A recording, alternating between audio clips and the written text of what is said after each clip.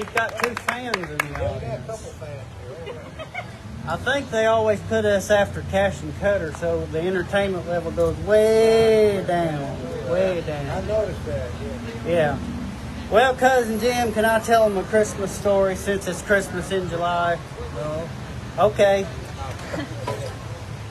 Any story can be a Christmas story as long as you place it in December.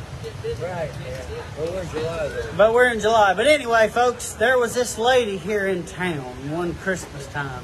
Her name was Miss Finnegan. She was an old spinster here.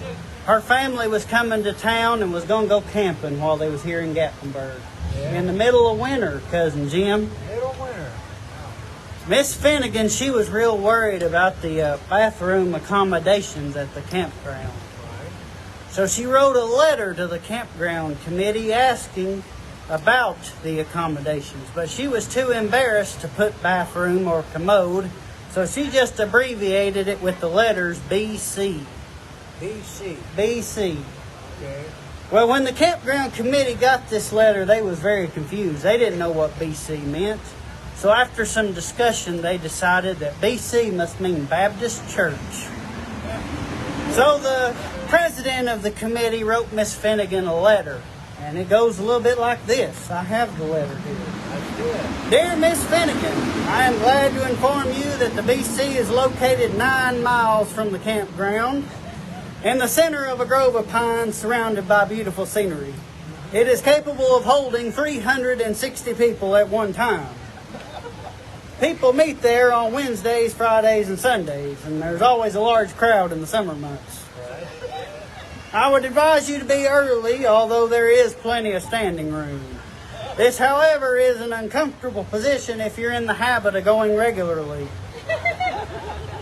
Many people pack a lunch and make a day of it.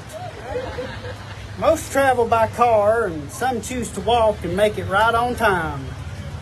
I would advise you to go on Sundays, because on that day there's an excellent organ accompaniment, and even the best sounds are audible.